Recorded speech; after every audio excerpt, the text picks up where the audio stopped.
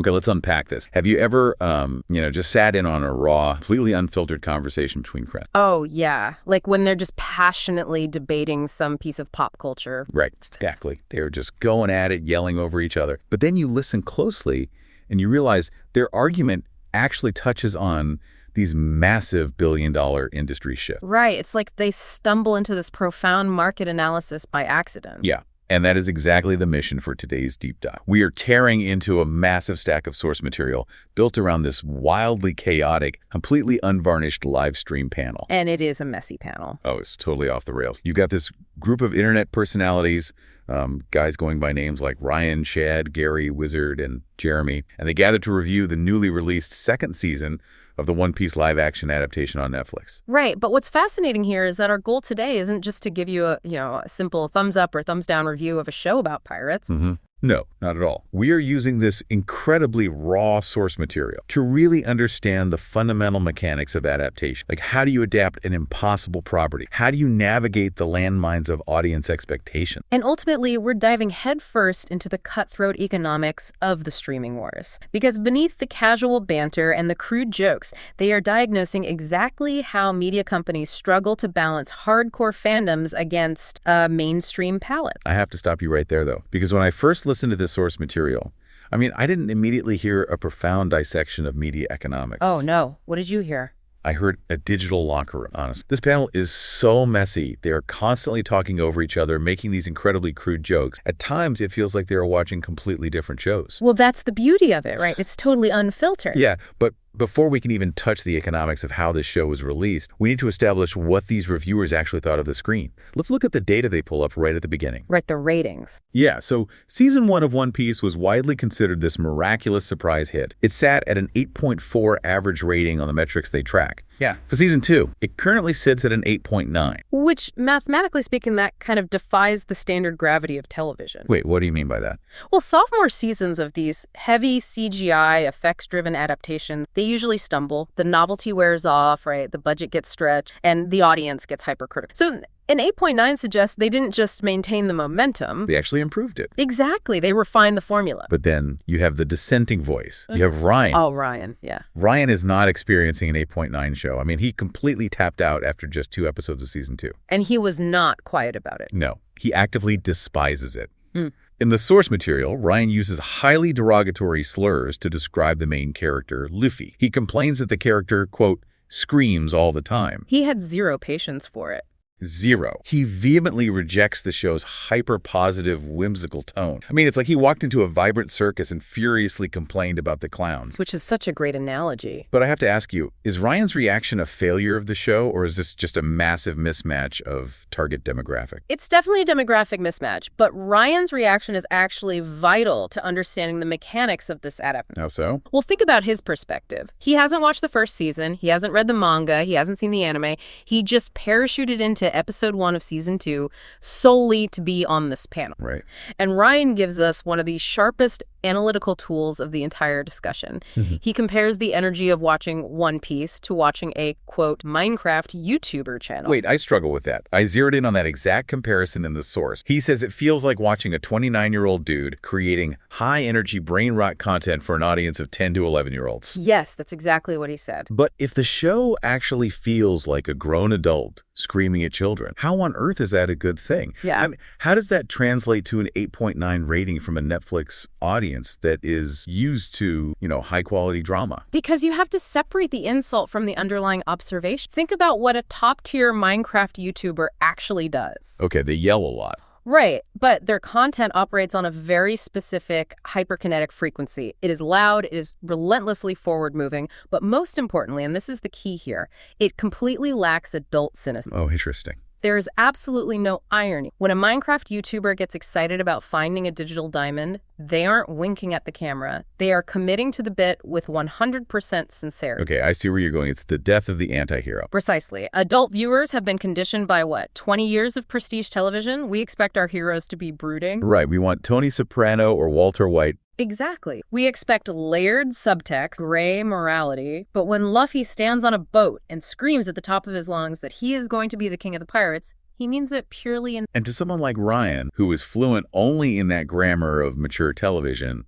That sincerity feels abrasive. Yeah, it feels like brain rot because it refuses to play by the established, cynical rules of Hollywood prestige. Which goes back to the circus analogy. You're fundamentally misunderstanding the venue. And Ryan freely admits he couldn't even stomach the promotional trailers. He knew going in he was going to hate it. But what is so illuminating is how the rest of the panel responds to it. Guys like Shad and Wizard, who actually speak the language of this genre, they don't disagree that the Minecraft energy is there. No, they fully embrace it. Right. They argue that leaning into that exact absurd energy is the only reason the adaptation functions at all. They recognize it as a feature, not a bug. Now, they do concede that the first couple of episodes of Season 2 act as a bit of a burn. Yeah, especially compared to the explosive novelty of the Season 1 premiere. But they argue that the show quickly rewards you for adjusting to its specific frequency. Right. They point directly to Episode 3. They say that's the moment the season truly locks in. Even Ryan, the harshest critic, admits that Zoro, the stoic swordsman, is the one element he actually enjoyed. Zoro is definitely the entry point for the cynics. For sure. And Episode 3 centers around this incredible, highly choreographed sword fight starring Zoro. The panel explicitly compares it to Kill Bill. Which is high praise for an anime adaptation. Huge praise. They rave about the physical production, marveling at how many hours of stunt work must have gone into capturing that sequence. And this highlights a core structural mechanism of anime storytelling that the live action translates so well. Wizard makes a brilliant point here. Oh, about the goofy energy being a setup. Yes. In this genre, the goofy, ridiculous energy isn't just there for laugh. It lowers the viewer's guard. It lulls you into the sense of colorful safety. And then bam. Exact. Without warning, the narrative sharply pivots into a visceral, highly full act or really dark character. The whiplash tension. So the whimsy pays for the violence. Right. The contrast makes the serious moments hit with exponentially more force than if the show was just grim and serious all the time. It's a psychological trick played on the audience, and the panel notes that this momentum carries right into Episode 4, which they praise as a narrative peak. Because it introduces compelling new characters and really propels the overarching adventure forward. Which brings us to the actual art of adaptation, because the standard Hollywood playbook for taking a colorful cartoon and bringing it into the real world has remained stubbornly unchanged for 2 decades. Right. Executives look at the source material, panic at how ridiculous it seems, and instinctively reach for the dark, gritty reboot button. The curse of the gritty reboot never fails. Never. The panel specifically calls out the graveyard of past live-action anime failures. They point to Netflix's previous attempt, like the Death Note adaptation, which one panelist bluntly refers to as, quote, Dog S. Yeah, they did not hold back on that one. Not at all. And they also mentioned the notoriously botched Cowboy Bebop series. In almost every past instance, the creative mandate was to ground the material. Make it look like our world. But we have to ask why Hollywood executives constantly make this error. Why do they? It all comes down to risk mitigate. When a studio executive looks at a manga featuring a guy who stretches like rubber fighting a clown who can detach his body parts. Which sounds insane on paper. It does. They don't see charm. They see massive financial risk. They think mainstream audiences will laugh us out of the room. So they try to sanitize it. Right? They think, we need to tone the colors down, dress them in tactical leather, make it look like The Dark Knight so a casual dad scrolling Netflix doesn't feel embarrassed watching. Is the fear of the cringe. Exactly. But adapting a hyper-stylized world isn't a tightrope walk. It's like trying to translate a poem into a foreign language without losing the rhyme scheme. That's a great way to put it. Because if you focus too much on literal translation, stripping away the weirdness, just to make the costumes look realistic, yeah, the entire emotion gets lost. You end up with something profoundly hollow. And the panel's consensus is that One Piece succeeds because it completely rejects that impulse to ground. It embraces the extravagance. It revels in the campiness. No. There's a phrase used in the source material that I absolutely love. They say the show has an earnestness in its cheese. Earnestness in its cheese. Yeah. That is a magic trick right there. Oh, so? Well, when you attempt to adapt something inherently ridiculous, if the actors or the director show even a fraction of a millimeter of embarrassment, the whole illusion's shattered. The audience instantly feels the cringe. Right, you can tell when an actor feels stupid in their costume. Exactly. But if the production commits to the absurdity with absolute, unwavering sincerity, if they treat a guy fighting with 3 swords as if it's the most natural thing in the world, the audience is given permission to spend belief. Just enjoy the ride. And there is a very specific, behind-the-scenes, mechanical reason why this production has been able to maintain that earnest. Right. despite the corporate pressure to sanitize it. Yeah. The panel points out that the original creator of One Piece, Eiichiro Oda, is actively involved in the live-action production. And he isn't just a producer in name only. He holds literal veto power over the scripts and the edit. The panel compares his involvement to George Lucas in the early days of Star Wars, Which is huge. It fundamentally alters the power dynamic of a massive television production. Yeah. Usually, creative choices are made by a faceless board of directors looking at algorithm data. Right, just checking boxes. But here, the actors and directors have immense reverence for the lore because they know the original architect is literally watching the daily. So if an executive tries to mandate a change that violates the spirit of the world, Oda just hits the veto button. It acts as an impenetrable protective shield around the show's. But here is where the conversation gets incredibly new. Because successful adaptation isn't just about fearfully protecting the original material. Sometimes the adaptation actually has to fix the original material. Yes, and the panel gets into how this Netflix show drastically improves upon a notorious flaw of the anime. They are talking about the pacing. The agonizing glacial pacing. Yeah, the panel points out that the anime currently sits at over 1,300 episodes. One of the panelists jokes about how his kid will be watching the anime, he'll leave the living room,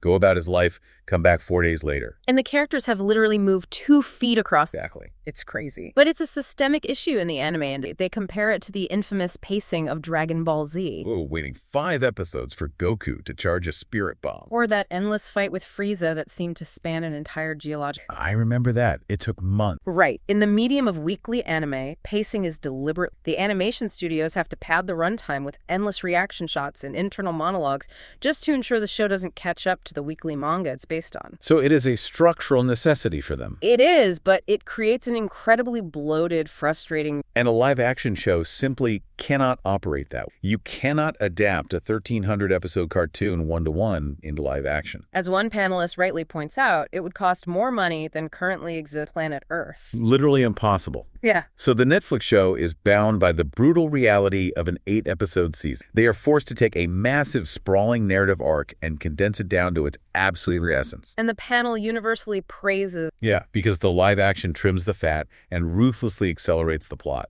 Every single episode feels like a genuine. There is zero filler. The story tackles the necessary plot point, incredible efficiency, which holds the attention of an adult far better than the sprawling anime ever. It is a perfect illustration of how changing the physical media requires changing the narrative mechanic. Distillation is mandatory. But distillation, by its very nature, always breeds controversy among a devoted fan base. Oh, absolutely. And the source material briefly touches on how this adaptation handles necessary changes to the character, specifically regarding casting and what the internet terms race swap. Right. The panel acknowledges that there are anime purists who have heavily complained about the visual deviation casting compared to original drawing. And we are reporting this exactly as the panel discussed. They concede that if you are a hardcore, lifelong fan of the source material, you inherently have the right to be upset when the visual reality of the show doesn't match the image you've held in your head for 20 years. However, the panel makes a vital analytical distinction here about why these specific casting choices not break structure. Tell me more about that. Well, they point out that the world of One Piece is, by its very design,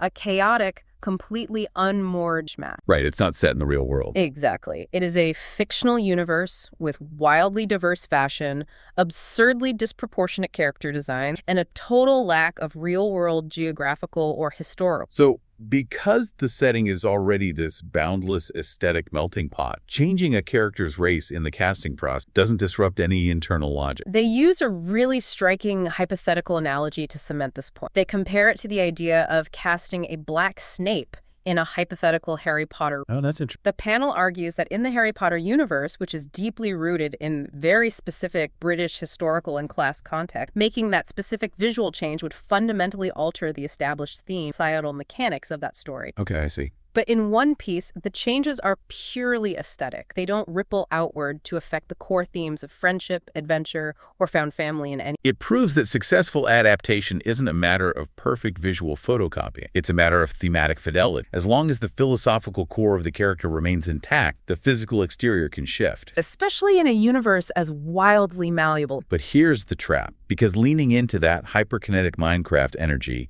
and aggressively condensing the plot to make every episode feel like a fast-paced movie, it comes with a massive hidden cost. It does. When you spend your entire season sprinting through brightly colored, highly choreographed pirate titles, you run out of the necessary runway to lay the groundwork for quiet, devastating emotional payoffs. Which brings us to the most structural critique of the entire panel. Even though the tone is right and the pacing is improved, there is a lingering consensus among these reviewers that Season 2 simply didn't reach the euphoric emotional heights in 1. And we have to look at the architectural differences between the two seasons to understand why. A panelist named Shad points out that Season 1 succeeded largely because it engineered a devastatingly effective emotional finale. And that finale wasn't built on action. It was built entirely on the crew's painstakingly developed relationship with their navigator, Nami. Right. They specifically mention this incredibly famous scene, the Help Me scene. Oh yeah, the panel remembers watching it in Season 1 and being absolutely floored by how well it translated to live action. Because the emotional equity with Nami had been earned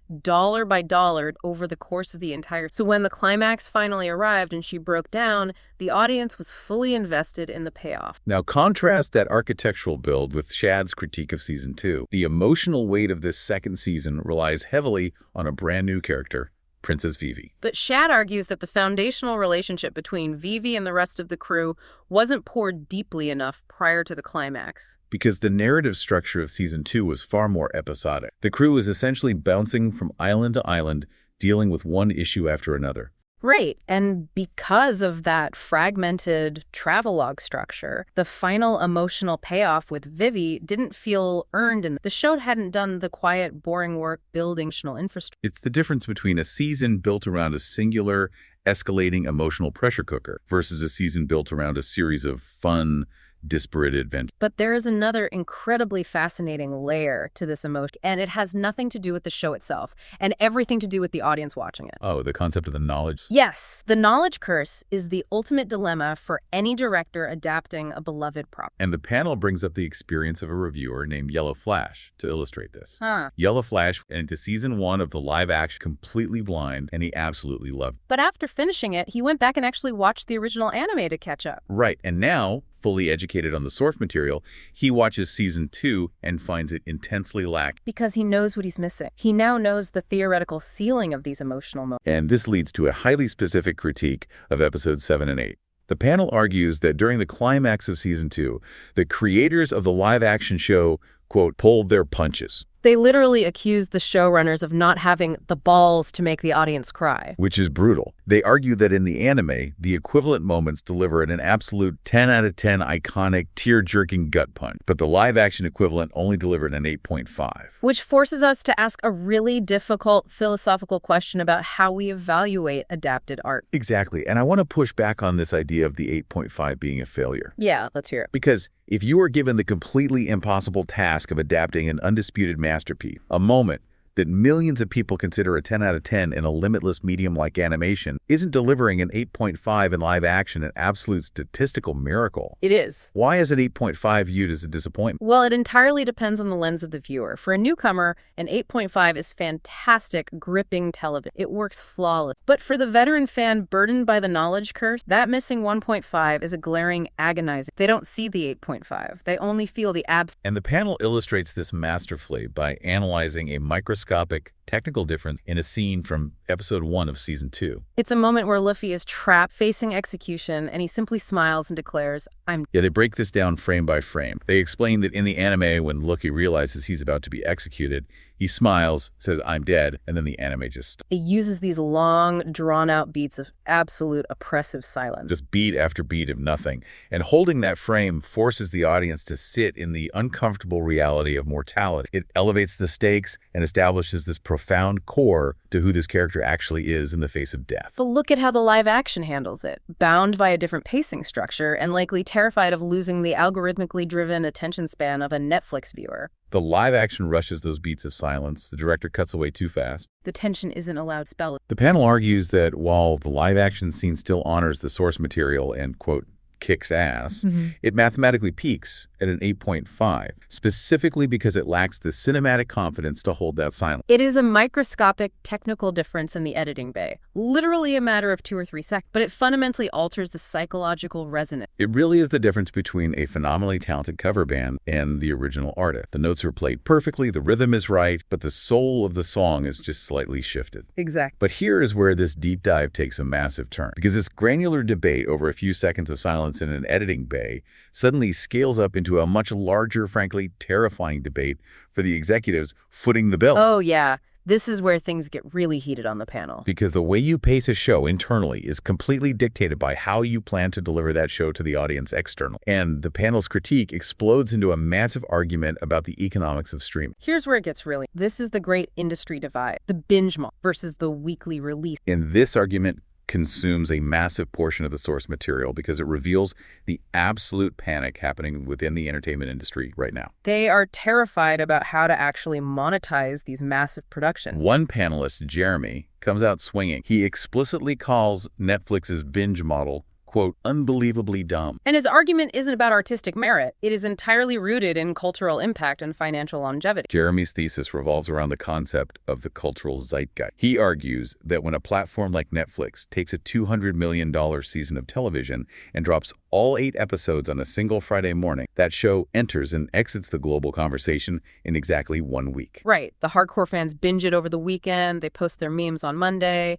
and by Wednesday, the algorithm has moved on and the show is dead. And he contrasts that with the traditional legacy weekly release model. Jeremy points to massive cultural touchstones like Game of Thrones, Yellowstone, or the new spin-off, A Night of the Seven Kingdoms. When an episode drops once a week, you aren't just releasing a show. You are generating months of sustained, unavoidable water. Fans spend the 6 days between episodes theory crafting on Reddit, recording breakdown podcasts, writing articles. It creates a compounding wave of free, user-generated marketing that sustains the property's relevance for a quarter of the entire year. The panel comes up with a brilliant physical analogy to visualize this economic reality. They compare the binge drop to taking a giant boulder and heaving it into a lake. It makes a massive, immediate, violent splash. But the water settles almost instantly. The Letley release model, however, is like skipping a series of small pebbles across the water over time. I love that analogy. Right. Those pebbles create overlapping ripples that continually expand, continually interact,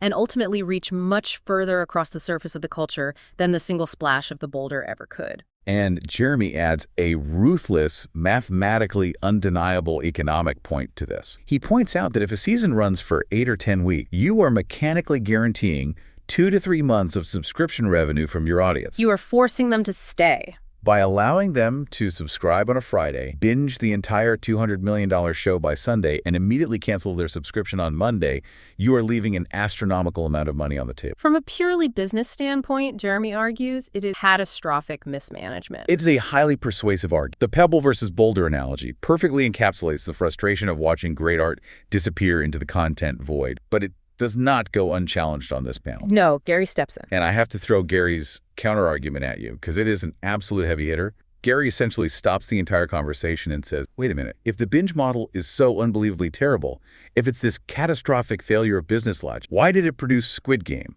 the single biggest, most watched show in the history of the platform? That is the ultimate trump card, the Squid Game defense. How do you even argue with that? Well, Gary is pointing out that a show like Squid Game, or even Stranger Things, didn't just casually survive the binge model, they were actively weaponized by it. Right. The binge model is an engine for viral explosion. When every single person on Earth can access the entire mystery at the exact same moment, the momentum of discovery becomes a literal avalanche. And we have to be fair to the mechanics of the binge model here. Some narratives are structurally engineered for momentum. If One Piece is a series where they've condensed the pacing so every episode feels like a self-contained action movie, maybe you want the audience to consume it at a blistering pace. Or take Stranger Things, which isn't really a television show at all. It's essentially an 8-hour movie chopped into parts. Exactly. If you force an audience to wait an entire week during a high-stakes mid-scene cliffhanger, you don't build anticipation. You just break the immersion. The panel deeply debates whether certain shows actually require the binge model to function creatively. But the debate also requires us to look at how success is actually measured in the boardroom. Yes, the Nielsen minutes. The source material gets into the weeds of this. Wall Street values streaming platforms based on engagement metric, and the binge model is incredibly effective at artificially gaming those. Think about how a Nielsen minute is counted. If you drop 8 hours of content all at once, and 50 million people decide to watch it over a 3-day weekend, your total minutes watched graph produces a mass vertical spike. It breaks records. It looks phenomenally dominant on a quarterly shareholder report. It creates the total illusion of industry dominance, even if that dominance evaporates by the following. But the reality of that fleeting dominance is finally starting to catch up with the streamers. Yeah.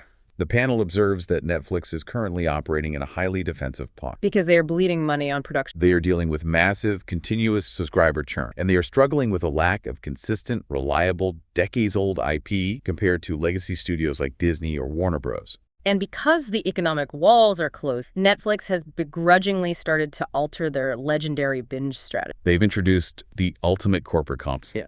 The two-part drop. Oh, the two-part. We've seen this happen with their absolute biggest juggernauts, shows like Stranger Things and Bridgerton. Instead of dropping the whole season at once to please the bingers or going to a true weekly model to build the zeitgeist, they take the season, chop it arbitrarily in half, and drop the two parts roughly a month apart. And it is absolutely vital to note the panel's visceral reaction to this specific compromise. They unilaterally agree that the two-part drop is the absolute dumbest variation of a release strategy imagined. It is literally just a corporate... It completely destroys the immersive momentum of a binge, but because you are dropping 4 episodes at once, it completely fails to build a sustained, weekly, water cooler habit of traditional television. It is the worst of both worlds. The panel views it as creatively bankrupt. It isn't designed to serve the story. It is a transparent half measure designed purely to artificially lock a user into 2 consecutive monthly billing cycles. Just to temporarily halt subscriber churn. It is an accounting trick disguised as a release strategy. And this entire exhausting debate over how to release a show and how to trick the audience into paying for it ultimately circles back to a much deeper, almost philosophical question. Which is, who are these shows actually being made for in the first? If we connect the economics back to the creative intent we started with, the release strategy is really just a symptom of a much larger identity crisis in modern Hollywood. The panel touches on a profound observation about how modern mega franchises are managed. They look at the current landscape, and they specifically call out Lucasfilm in the management of Star Wars as a cautionary tale.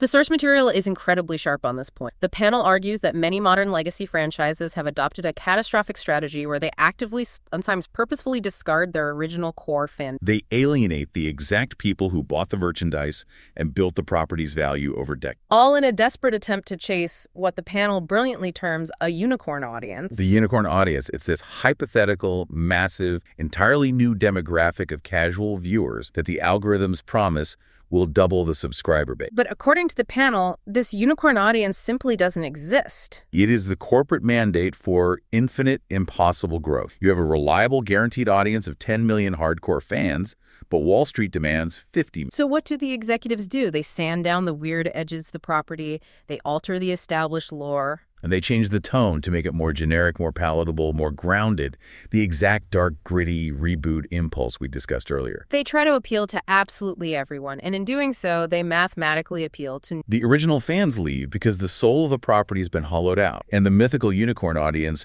never materializes because the watered-down, generic product lacks the specific weird charm that made it famous in the first place. It's a race to the bland middle. But One Piece, according to this panel, is doing the exact opposite. One Piece is a triumph precisely because it actively refuses to chase the unicorn. It targets its whimsical, hyper-sincere, friendship-loving audience completely unashamed. It doesn't apologize for the rubber limbs. It doesn't try to be a dark prestige drama to win over cynical critics. One of the panelists notes that the show doesn't have a hidden agenda. It is, at its core, a straightforward, earnest tale of heroism. It knows exactly who it is for, and it relentlessly delivers for them, letting everyone else fall away. Which brings us to a really mature, surprising conclusion from the absolute most unlikely source on the entire panel. Ryan. Yes, Ryan, the ultimate hater. The guy who quit the show after 2 episodes. The guy who threw slurs at the main character and complained about the screaming. Even Ryan, at the very end of this chaotic, hours-long debate, makes a remarkably level-headed concession. He admits that the creators clearly have an immense, genuine reverence for the source material, and he realizes that if he, as a viewer,